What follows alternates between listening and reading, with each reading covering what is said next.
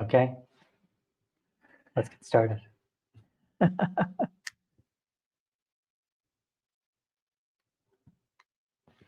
Oh, wow. Spiritual matters. Here we go. And it matters. It matters. Okay, let's get started. Thank you. Thank you. Thank you. So, episode 2, the power of insight. And this comes after episode 1, which was experiencing greater intelligence in the moment. Right. And that was a great conversation. Very good. Very good.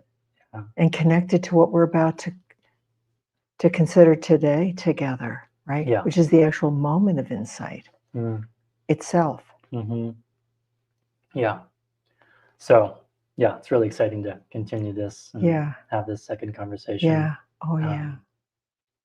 And I know when we were talking about sort of what should the topic be for this conversation, this insight came to mind, right? This powerful experience that we have, this whatever it is. And there were 3 things that we were like, okay, we have to hit on these topics. And those were like, what is the actual experience of insight?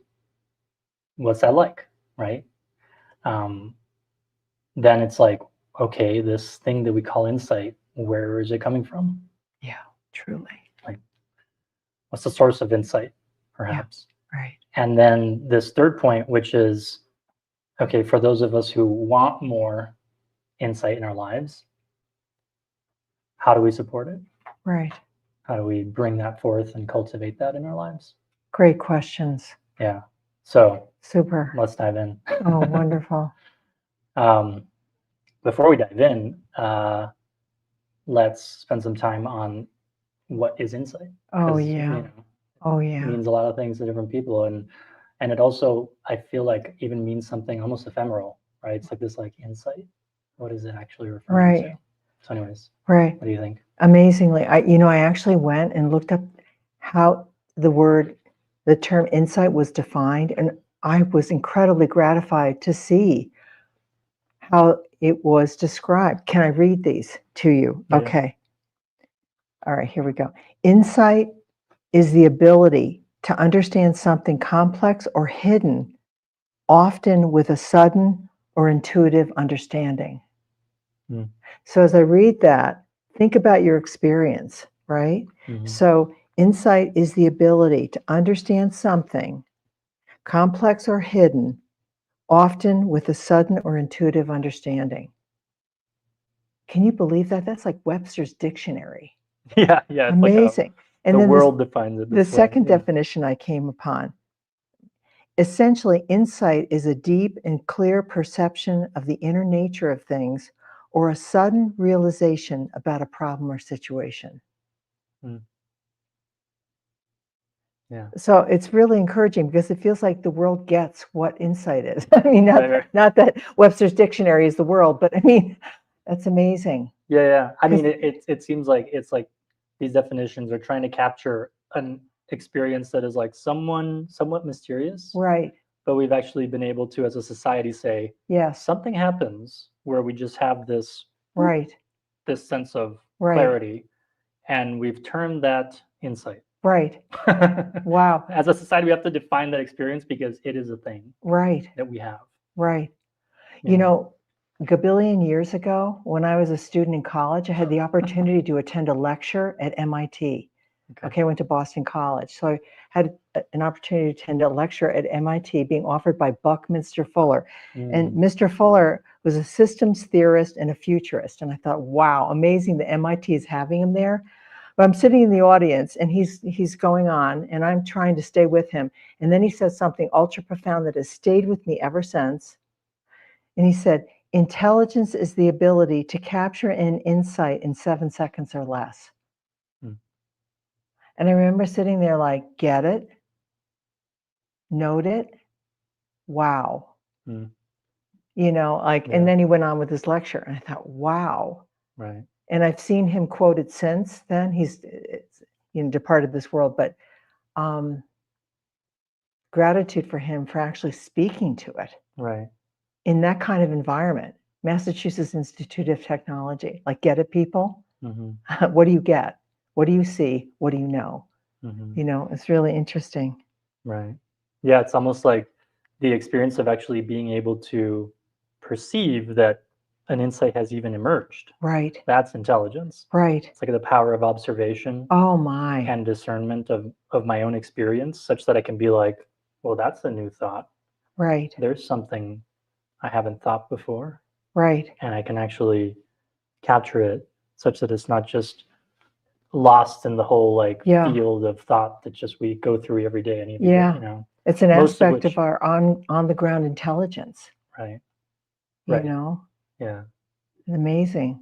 yeah, Since we're considering this topic, I spent some time going back and examining the kinds of experiences that maybe perhaps I've had and maybe others have had, all right, regarding this experience of insight. Now, um, this is valuable, and we'll discuss later possibly the nature of the value to these experiences of insight. mm, So I'll just stay there for now. But take a moment if you'd like, all of us together here, and just take a moment and flash back and come forward and see if you can find an experience of insight that you've had and just sort of get the feel mm-hmm, of it.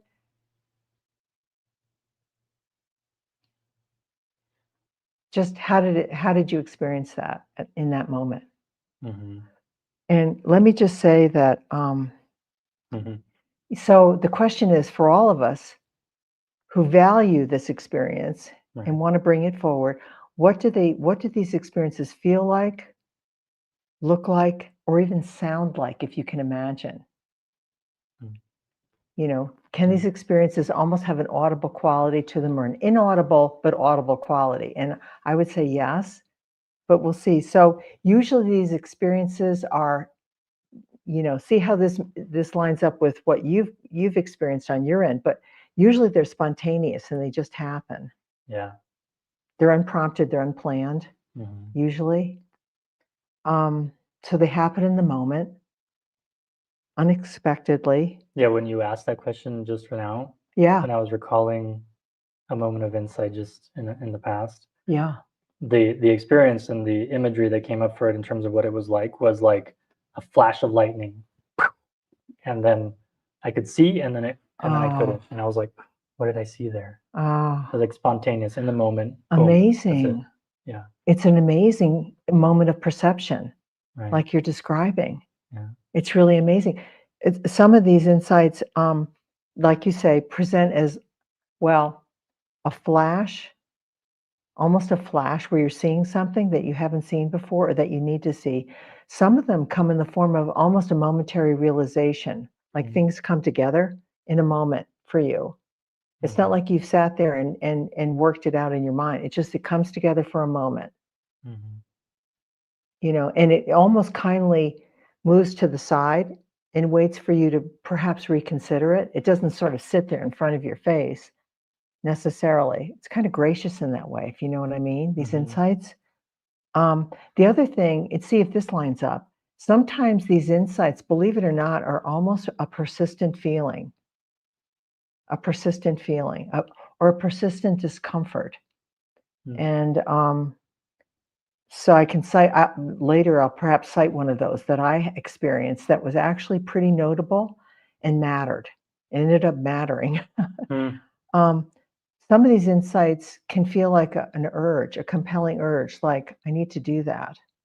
Mm-hmm.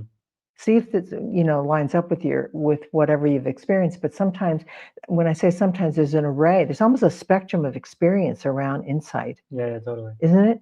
Interesting. That growing one, what the imagery that came to mind for was like something that's upwelling, kind of from There you within, go. and it's an Exactly. acknowledgement of like, whoa, something is upwelling here, You're versus the almost flash of lightning. Okay, this is a different experience. It's almost like something that's incubating Yeah. and coming forward Right. very graciously in a way. Yeah. Yeah. It Yeah. doesn't shock you out necessarily, but it dawns on you. Mm-hmm. It's like a dawning Right. kind of experience. And this urge one that you mentioned is almost, yeah, it's almost like a, I don't know, like a vector of like, oh, like kind of like, I don't know, of Right. movement or of An inner urge, pressure. an inner pressure, right? Yeah, it's very interesting. Sometimes, looking back, these insights can almost feel like a resonance or a sense of connection in the moment. Mm. So that's something to note. Although it's quietly comfortable when it happens, a resonance.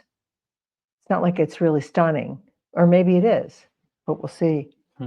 Um, and then the other thought that comes to mind is foresight or premonition. You know, you can, and not that we're psychic or anything like that necessarily, and who's to say that's an aspect of our intelligence perhaps, but I do, I have experienced a sense of foresight of something perhaps coming that I need to pay attention to, that's under consideration now that wasn't. So something that's being foreseen. Some foreknowing of something. Right, right. And you know, often if you listen to yourself, you may hear yourself in response to these moments. You may hear yourself say something either to yourself or others. For example, the thought came to me. You know, I want to tell you, the thought came to me that. The thought came to me. Or it occurred to me.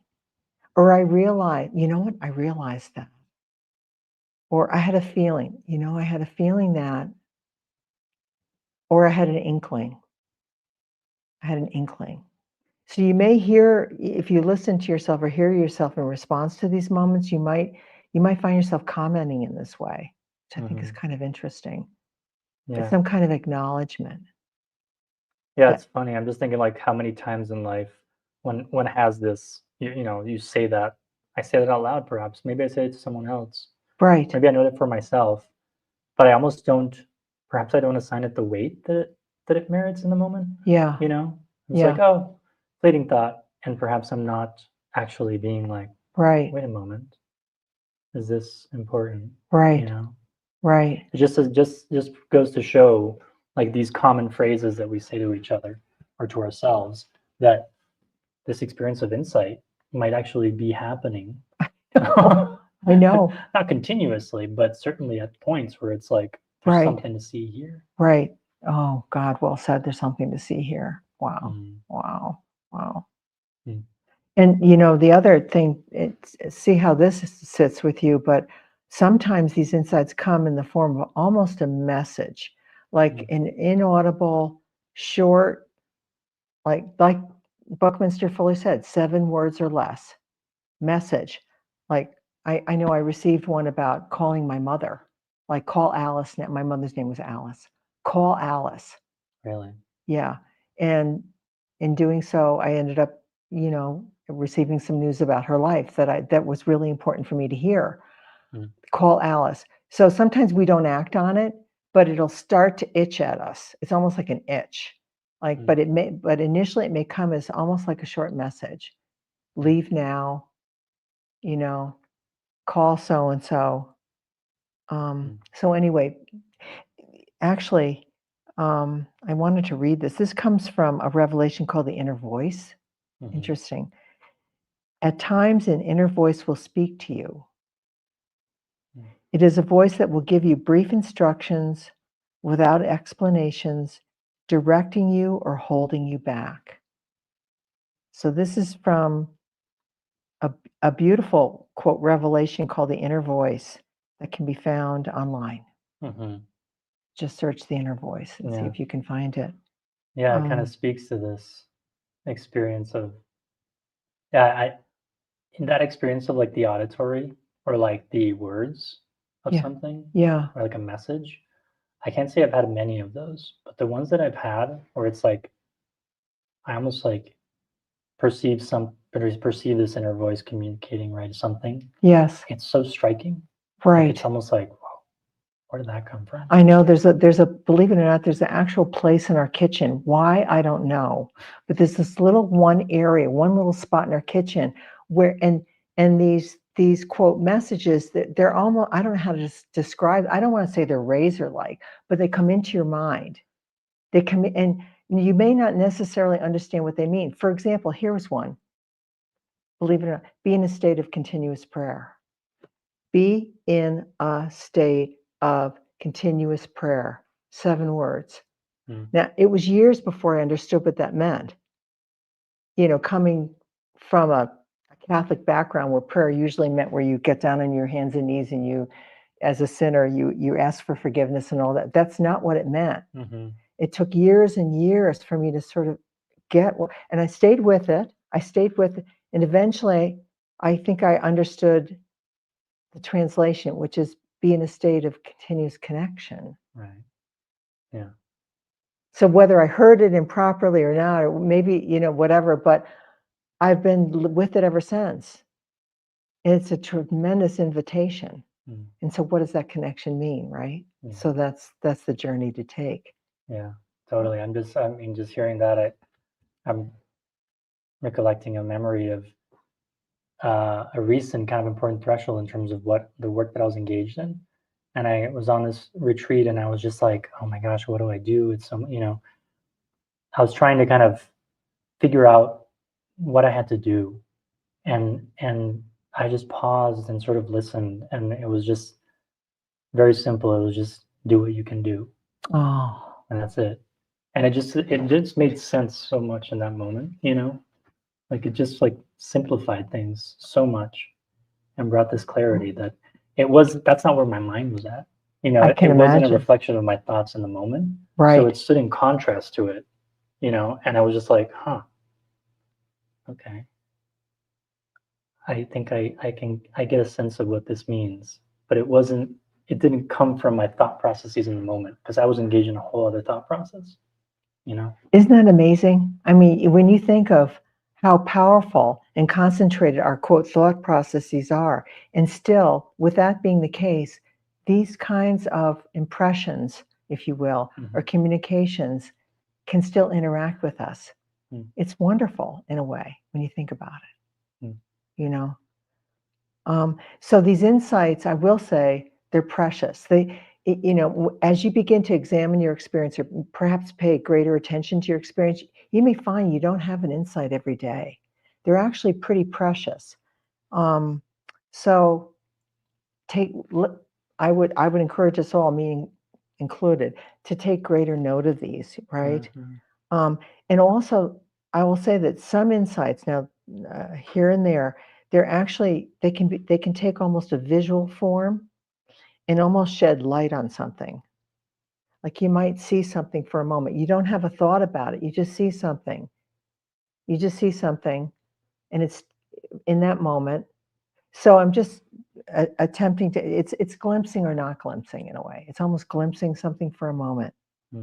Seeing and not seeing is just as important. Sometimes in the moment, you can't see a situation that you have been in anymore, like where you live, like the career you're engaged in, or the relationship you're in. I mean, I've had this myself, where it's almost like you look at a situation and for whatever reason, the reality of it has dimmed unto itself, right? So there's seeing and not seeing, both notable and important, I think, as an experience of insight. That's striking. I'm just remembering being at a previous role of employment, right, in this work, where for a long time I had been sensing that I didn't have to be there anymore. And I remember being in the space in the office, and I was like, I'm keeping something alive that is no longer. You know, it was like when you said dimmed, it was almost like that. It's like this thing had kind of faded into the background, and I was still there. And it was a sense of like, yeah, this not seeing, right? Like it had just ceased to, my relationship to it was no longer there. So therefore insight was no longer in relationship to it. Right. And I found myself like, this is an odd situation. Right. Where I'm no longer in relationship to this, and therefore that's right. I can't see much here. There you go. Exactly. Yeah. Exactly. So these aren't experiences we necessarily prompt. They're experiences that seem to naturally occur. Although there are some things we can do, and we'll talk about those later, about how we can support a more spacious environment within ourselves and our minds. But for now, I mean, we can even for a moment think about or consider, where are these coming from?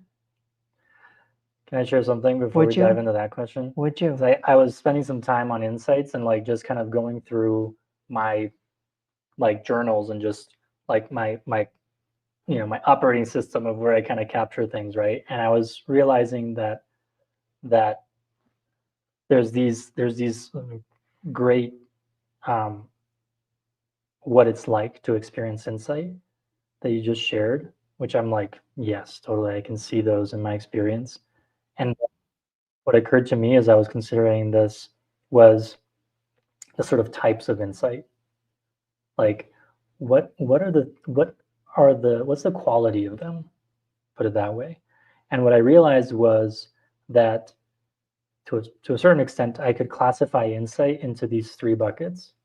So the first one was insight into what is. So like it was like insight that happens in the moment in relation to what's happening here, right? So whether I'm engaged in a social situation, whether I'm witnessing an event or some sort of situation, um, or perhaps I'm alone in nature and an insight emerges there, but it's in relationship to what is here, right? To Interesting. what is. And it seems to be like, what it does is it deepens my perception into the moment, right? It allows me to see more clearly what is happening, what is transpiring, what's happening for that person, for myself. And so I can see perhaps more into the nature of things as they really are right now. That's like one type. And that type of insight is one that I think it sharpens my perception in the moment, and it allows me to kind of see more beyond the form of things, beyond the surface of things, peer a little bit more deeply. So it might be like an insight about what's really happening here between these two people, or what's really happening here in this conversation. Oh, I've got an example. You do? I do. I could cite, this is years and years ago. I was at a dinner party and I was engaged in a conversation with somebody, actually, and it had to do with Carl Sagan, who was an astrobiologist or astronomer, rather, I think, from Cornell. And Dr. Sagan, I was completely captivated with his considerations about the possibility of intelligent life. And I was engaging with this person back and forth about this at the dinner party. It was a great conversation. And someone who was a significant relationship to me came up, stood there for a moment and said, "Oh, that again?" and walked away. And that was such a lucid, that was such a diagnostic moment. Right. It's like, ooh, clarity about what is. That again? Right. Yeah. Yeah, totally. Okay, the second bucket is this insight into what may be. So it's like, it's almost in relation to what is of the future or what could be of the future. And so these are insights that it might be like something that's coming, like you said, this foresight. It might be something that I need to do, but it's related to the future. Like, wow, I really need to get to that place, or wow, I need to, right? Or prepare for. And so it's in relation to a future that may be, right, depending on perhaps my action and the action of others. But it's not with what is right now, it's in relation to what may be. And some of these insights, as I said, they might require action, they might require waiting, but they're in relation to the gap between where I am now, what is right now, and something that might need to be in the future. And this type of insight seems to kind of perhaps help me see of what's over the horizon in my life. And it's really in relationship to my life. That's what I found about insight. It's not necessarily regarding like the events of the world, or you know what I mean? Like that's a different sort of thing. I think when I consider insight, it's in relation to my journey or my life or my relationships or the place I'm in, right? It's like, it's almost like navigational insight, right? And then the third type of insight is insight into what has been. or it's insight in relation to the past, Mm. but really it's in relation to my ideas of the past, because I don't recall the past accurately. None of us do. We recall our experience of it, or our ideas of how it was, or whatever. So it's in reality, those insights that I find are in relation to something that happened to me, or that I was part of back then. And what I've found is that these insights are, what they enable me to do is to gain perspective. And sometimes that has been really important, because wow, an insight emerges regarding the past that all of a sudden I see things like from another angle, and things fall into their right place, right? It might have been a relationship, right? Let's say a failed relationship or a difficult relationship, whether to a person or to work or to a place or to my parents or whatever. But an insight emerges that allows me to kind of, all of a sudden, where I was perhaps stuck in this perspective, shifted. And that sort of insight helps me, in a sense, revise the story that I'm carrying around, that perhaps precludes me from actually being present to what is, being present to others. So that insight is another category that I found shows up sometimes in a very practical way. And it's like, it might unlock something, it might heal something, it might enable me to just That's let powerful. that go, Powerful. let it be in the past. Wow. Amazing. Yeah. Yes, I relate and I understand what you're saying. And I think Yeah. I've experienced all three. Right. Yeah, definitely. Yeah. I mean, you know, with regard to the second form of insight, which is something that may be coming. I mean, I remember a time when we were living in actually the Bay Area, and I was feeling increasing pressure that I couldn't understand. You know, I remember walking into my home and seeing my little baby 3-year-old playing in front of a wall system and feeling like, oh my God, that could literally fall. And later I thought, what would make that fall? Strange. But then shortly thereafter, I had a job offer for which I had to go to an interview in the downtown area of the city, and I had to drive into an underground parking structure. And I kept getting this feeling of this would be so unsafe to park here. And I kept thinking, why am I feeling this way? You know, why am I feeling this way? And then related to that, one day coming home from work, I was driving along and something was strange about the environment. I almost was seeing the cornice work from the buildings on the sidewalk, cars parked at an angle, street lights blinking, and I kept thinking, what is this about? And over time, it began to emerge that what I was sensing or feeling was the potential for an earthquake. And then this growing realization that we don't need to be here for this earthquake. I don't need this experience in life. Right? So anyway, it actually, believe it or not, prompted a relocation. Right. And the truth is, 1 year later, there was an earthquake. There was an earthquake. Consequential. Yes. So there's an example of that second form of insight. Yeah, for sure. Yeah. Premonition, or sense of something coming, or at least that. Yeah. Totally. Yeah, it just occurred to me on this third type. It's something that's so simple, and I'm pretty sure that a lot of us have had this experience in our kind of developmental process. Yes.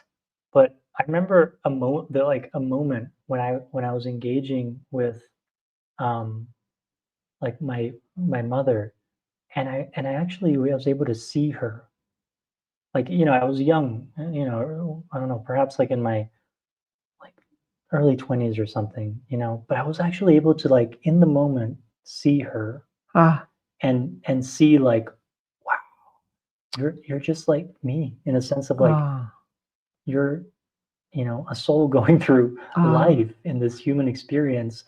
And all of a sudden, like, all these little pieces of my childhood and teenage years and everything just fell into place. Oh, interesting. Yes. And all of a sudden I was able to actually be with her as Wow. she really was, That's you know, and it's like the domino effect almost of things falling into place, of my perception of the past. Why did that happen? Why was she struggling with that? Why was that so difficult? Why, you know? Yeah. And it was like a moment of insight. I'm pretty sure See, you didn't figure this out. You didn't sit down and figure and process this. right, This came to you. right, That's amazing. right. And it enabled us to actually build a relationship based on not the past, but actually the present and what we're Wow. experiencing together here, Wow. you know? So, and that might be a common experience, you know, that moment where we see and we're like, oh, Right. you know, we no longer see mom only, we see, Right. you know, the human. Oh, I had an interaction recently with somebody and I asked them about their experience of insight. I said, can I ask you, can you identify any time where you've experienced an insight? And this individual cited what it was about was she said it was an insight about her culture and and how it affected her development to this day and enabled her to understand herself in ways she hadn't before. And she literally she said this in a paragraph in terms of my query to her about insights and her experience of insight. This is what she came forward with and how it has helped her. Yeah. Right. Amazing. Puts everything in a different perspective. Yeah. Yeah. And these are moments we're talking about. Yeah, You know what I exactly, mean? yeah. This is amazing. It's great to kind of reflect on that. Right. Yeah. Right. Wow. Okay. So what's powerful about this is I could be, I don't know, but this feels like these are aspects of our intelligence interacting with each other.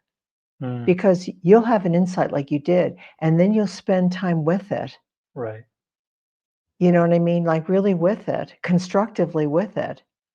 And you may conclude something from it that was prompted by the insight. So it's interesting. Yeah. That, you know, because this isn't a state of mind that we hang out in, this insight frame of mind. Again, it's a kind of a spontaneous moment that tends to occur. It's a breakthrough, you might want to call it. So it's interesting to think about, you know, potentially where they may come from. Where do these insights come from? Right. Right? Yeah. In essence, like if these thought forms or this thought suddenly enters our awareness, it indicates that in a sense there is a from this to this, from our, one could say, that which we are not aware of or conscious of, into that part of us that is actually conscious of it now. Yes. And is starting now to digest it and chew on it, you know, intellectually and whatnot. Right. But it indicates that there is this, I don't know, other intelligence, other place, other consciousness, something that sees, that then transfers that thought into a digestible form that we can now engage with. Well, a powerful practice that I would encourage all of us to engage in is stillness practice. Okay, whether it's in the moment, stepping off the surface of the mind, which is where we spend most of our time, thinking, problem solving, imagining, considering, whatever. And then there's this other sort of state of mind or level of the mind, which is perhaps subsurface, below the surface of the mind. We might visit this when we're sitting there gazing.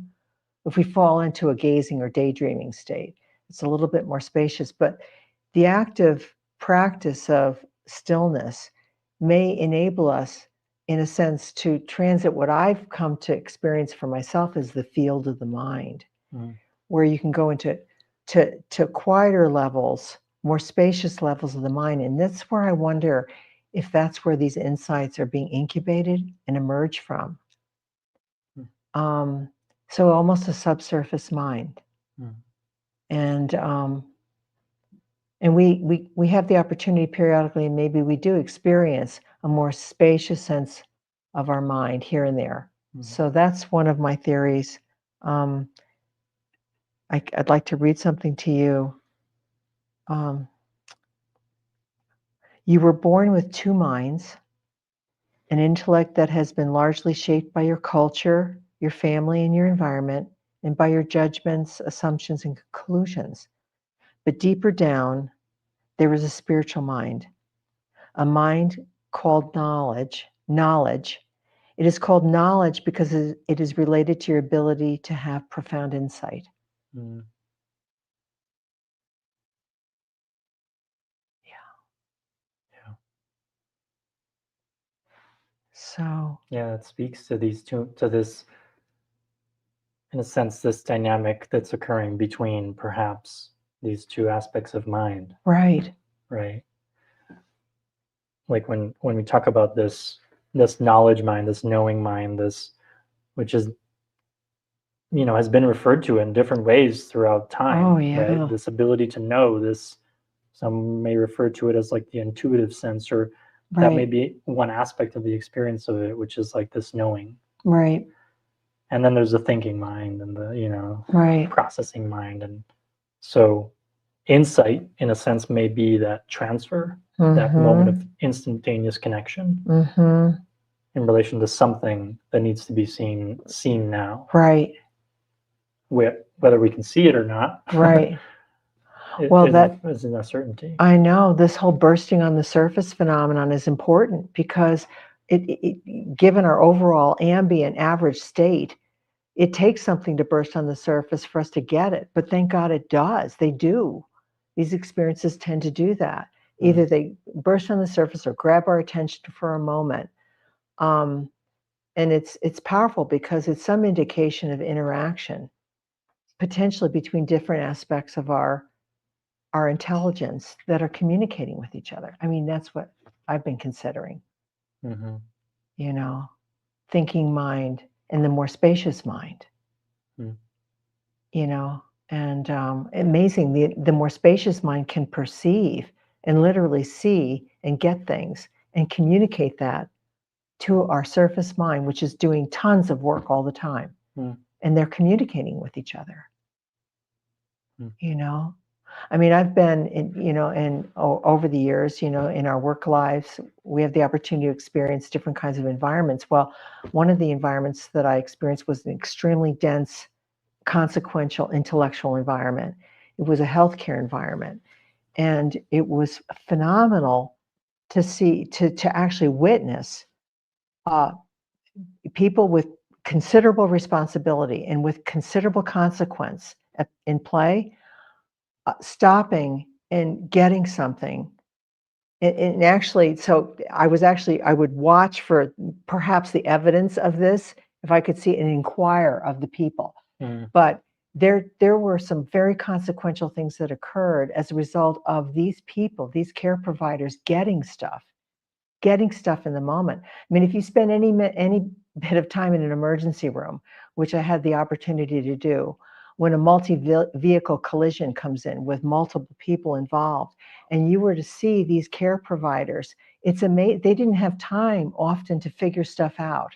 It was just sort of, in a sense, get what needed to be done and do it. It was really interesting to watch and moving, actually, to see this in action, in a very sort of evident way. Let's just say that. And I've gone back many times to reconsider what I witnessed. Like, wow. And I actually had the opportunity to even ask some of these people after the fact. And that was really interesting as I was incubating over the years this whole notion of how it is that we get stuff in the moment, So that was a great little, not little, but it was a laboratory, in a way.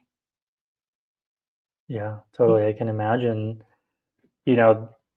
insight seems to be kind of in a dynamic relationship with our lives. Oh God. Right? Like in a sense, it seems to be, again, things that need to be seen.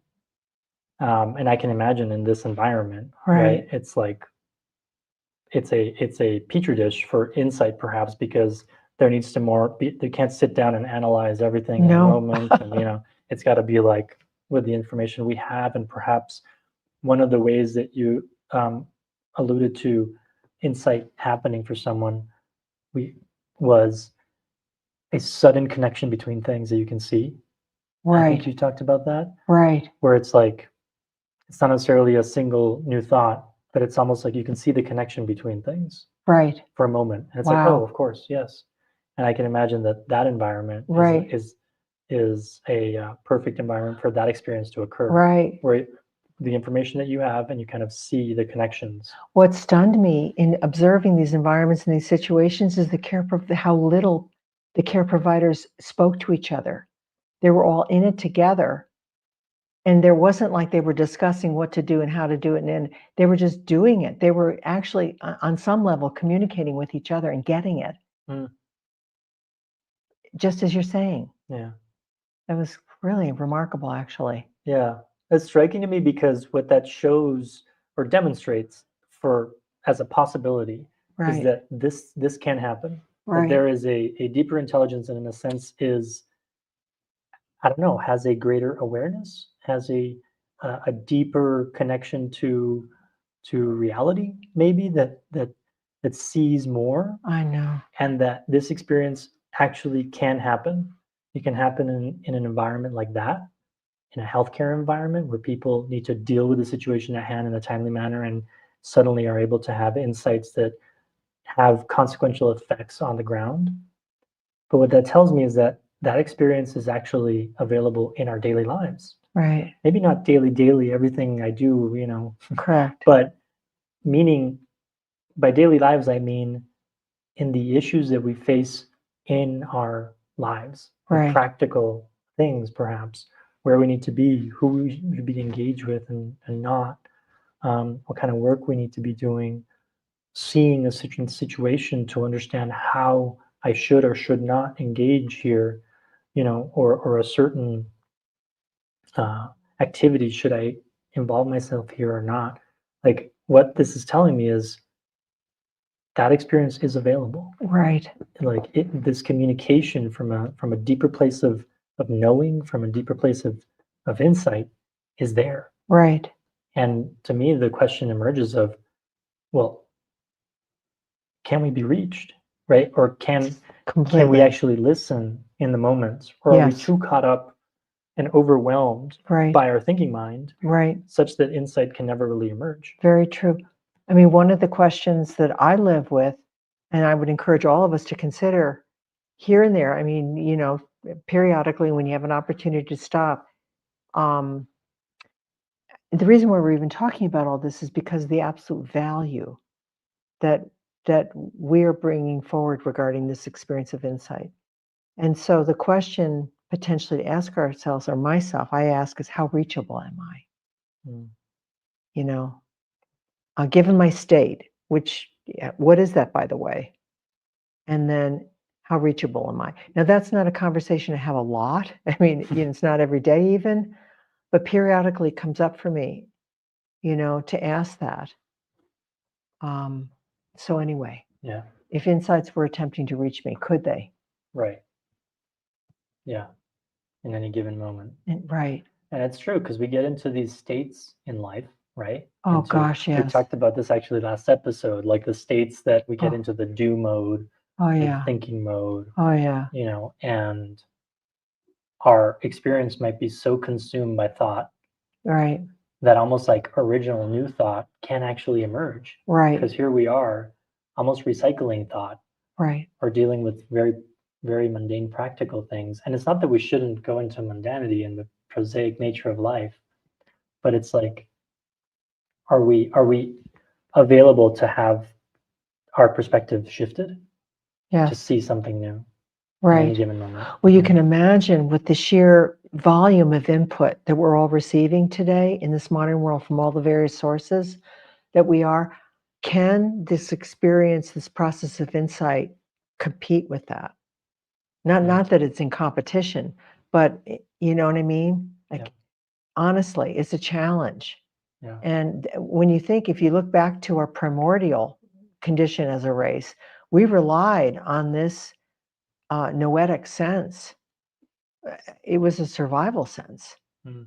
You know what I mean? In terms of discerning the environment, seeing what was going on. And I can't speak for the ancient peoples to know if they were receiving insights. But, you know, there was not much of that was assured at that time. So today it's a challenging time. It's a challenging environment for this aspect of our intelligence to be able to get in the game, right? To be in the game, because it may be a greater intelligence within us, if you can imagine. And it seems to be incredibly efficient in that, in how it demonstrates and speaks to us, vocalizing something that we may need to pay attention to or look into or consider or something, right? Yeah. One of the things I would encourage all of us to do, is to take a moment, possibly, or more than a moment, just brew a cup of tea, sit down, and maybe consider going all the way back in time, all the way even to childhood, and just do a scanning coming forward to look for those moments, those moments of insight and what it felt like for you. You know what I mean? So you can reacquaint yourself. Not that it's going to repeat itself each time, obviously, probably not, right? But how did it manifest then? And how did it bear out? You know what I mean? And just take a moment to do that so that we can bring this experience forward into the present.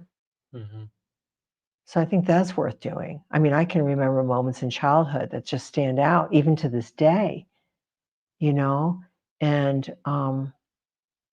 they quote, shed light on certain situations that were occurring then, and or they were almost like a calling to go forward. The other thing about these insights that I think is important is they can be navigational, actually, believe it or not. I mean, there's some insights that indicate don't go there, or what is that over here? Consider that, or this doesn't have the kind of meaning and validity that it had for me. So what next?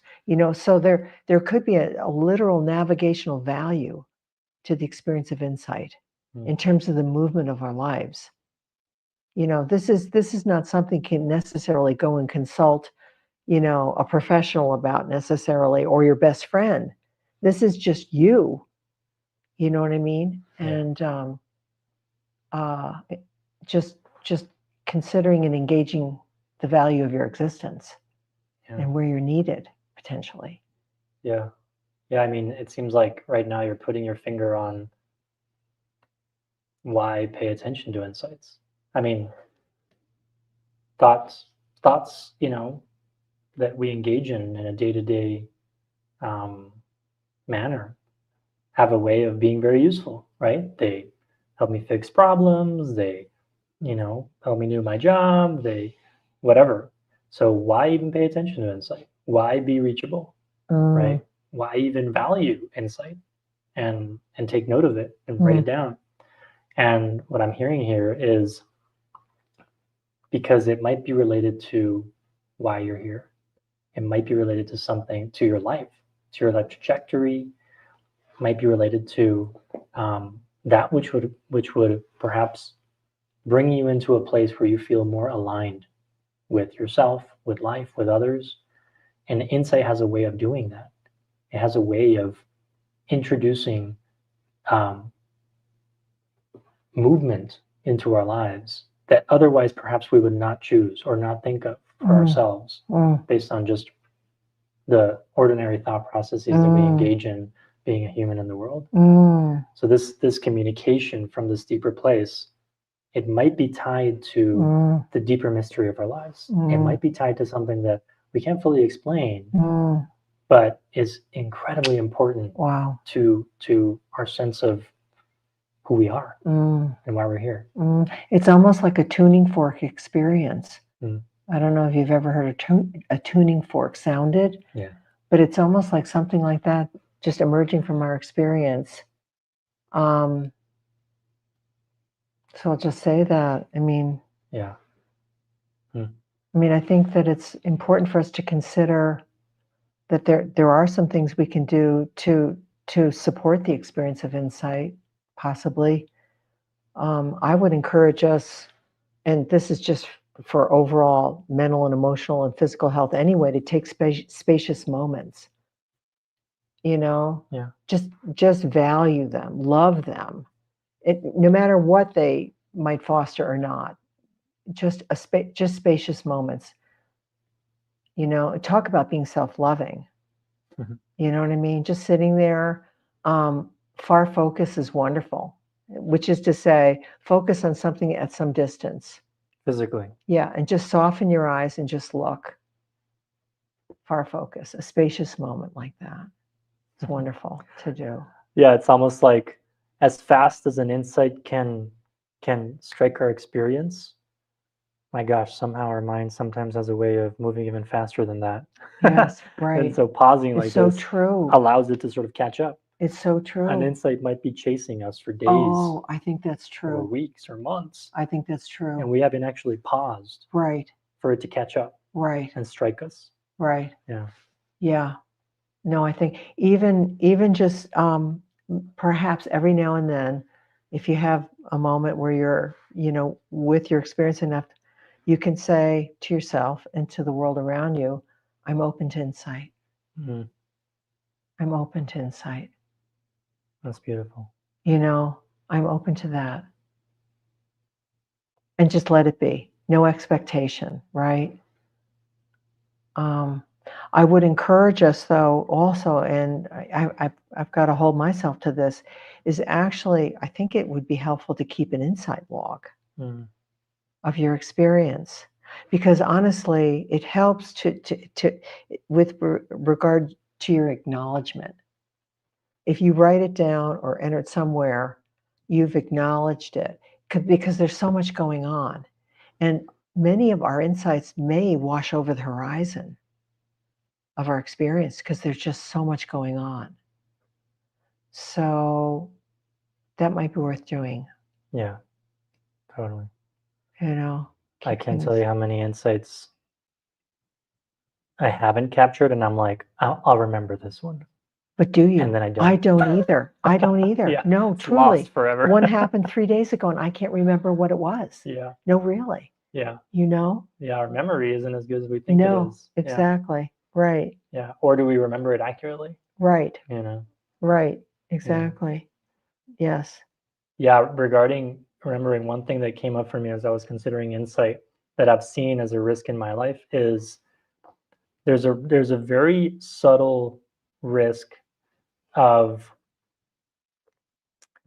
taking an insight and, in a sense, giving it too much form. Yeah. Like I found that because insight has a way of, in my experience, it's quite dynamic, right? Wow. In a sense, meaning that it's in relation to us, to this mind, to this being that I am in this world, to the world, Yeah. others in the world, right? So it sort of seems to be in relation to the movement of life, put it that way. Like it's not necessarily static. It's not necessarily insights from like, this like mysterious source that's just giving us like spiritual insight into the ethers, right? It at least when I'm referring to insight, it's much more kind of grounded in life. And in that sense, it's dynamic, right? But there's a way in which my mind tends to sometimes take insight and I give it shape and I give it words, and all of a sudden it goes from being alive and dynamic, and I can perceive the essence in it and the depth of meaning that it holds, which is almost beyond the thought process. But now I've actually given it form. And I might have even said it to myself one too many times, recalled it, or I might have shared it with someone else one too many times. So now it becomes like a thought form as opposed to an insight. And there's a way in which I've seen that an insight can almost, unfortunately, lose its depth of meaning, and it can become like trite, almost like a saying. And it was such a profound experience of insight I had in the moment that, of course, I felt struck by it, but I'm holding on to it. When in reality, that insight was meant to help me see something in the moment, perhaps take action with that insight in the moment, Right. and then align myself to the present. Come back here so insight can reach me again. Mm, Because all of a sudden now I'm in relation to my thought about, again, what that insight was back then in the past. right, right.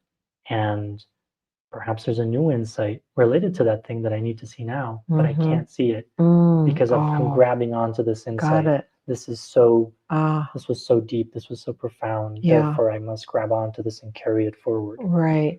right? And then the insight loses its light, loses Oh, its aliveness, mm, you know? mm. That's why there's often an air of, I wouldn't call it uncertainty, but I don't know how to describe it. Um, these are mysterious, and they may be mysterious for a reason.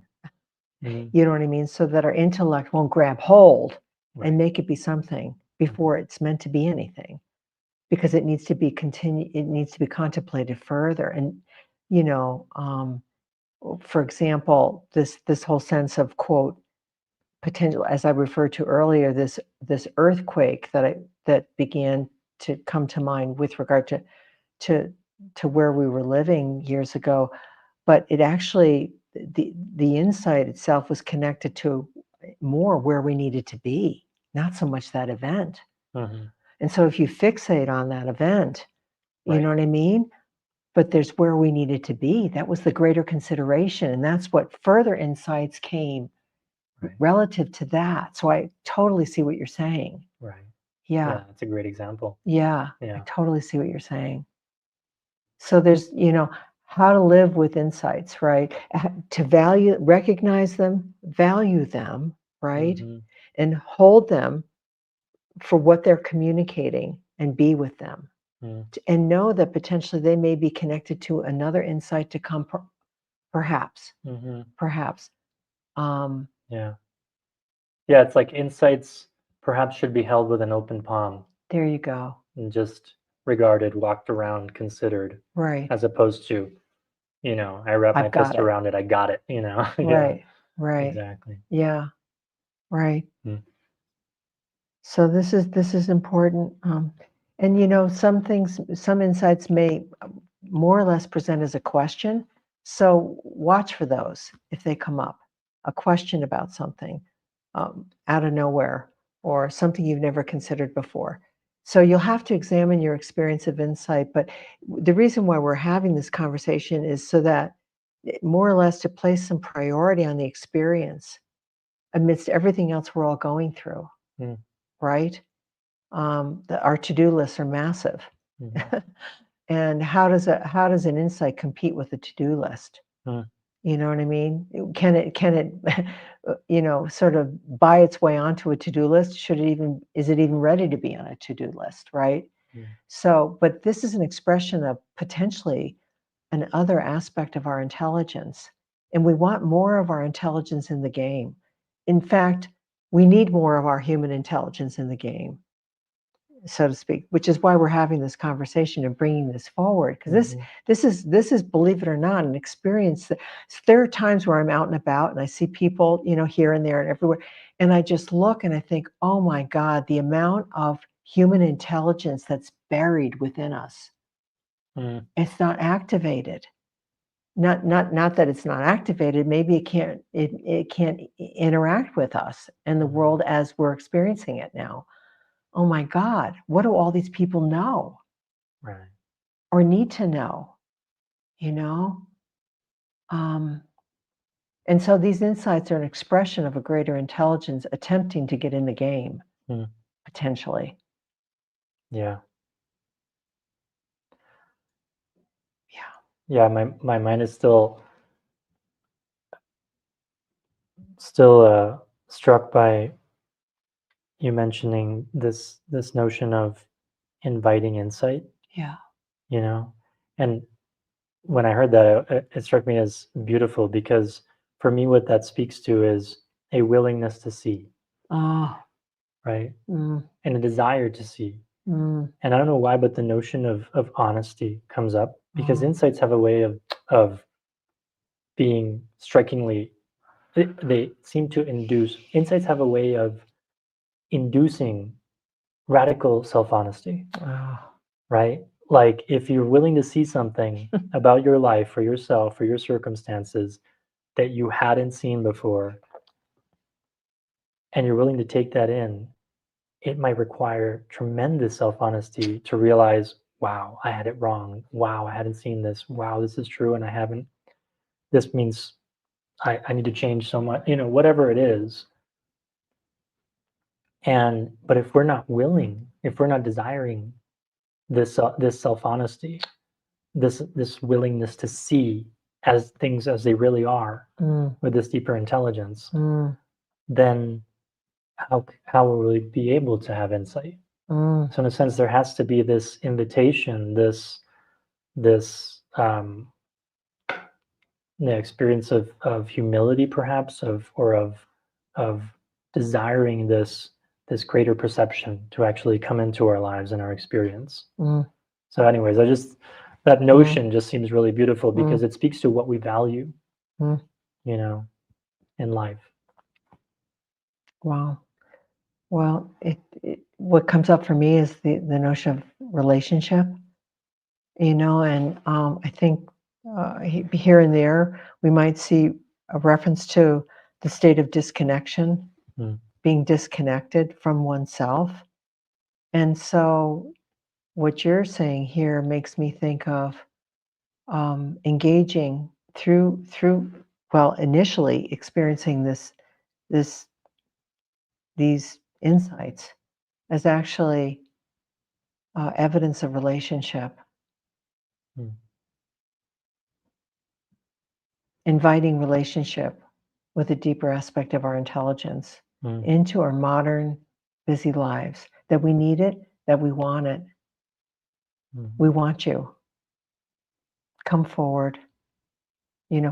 So we can't make it be so. We have to stay with our original experience, right? Right. And have some compassion for our condition, right? Yeah. And we also need to be in the world. Right.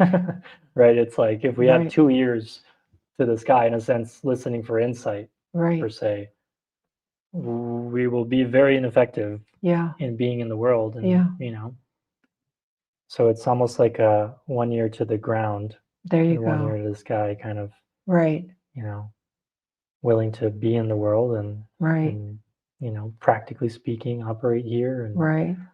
do all the things that are required of us and that we need to do and that we want to do here, and yet being open and willing to have the experience Right. of deeper intelligence in the form of insight. Right. So hopefully our conversation here supports each of our recognition as these insights occur, to see them maybe potentially for what they may be, and to value them as moments in time that are important, and they need their own place in our considerations, right? And also possibly for us to also create the preconditions for greater insight to emerge, which is to say, to take those spacious moments, right? And to actually go back and review and consider and re-experience the times when we've known things through insight, and carry that forward with us as we go. Yeah. Well, that's a good note to end this. Yeah, that's good. Yeah. All right. We'll Wonderful. carry on the next conversation. Yes, great. It's wonderful.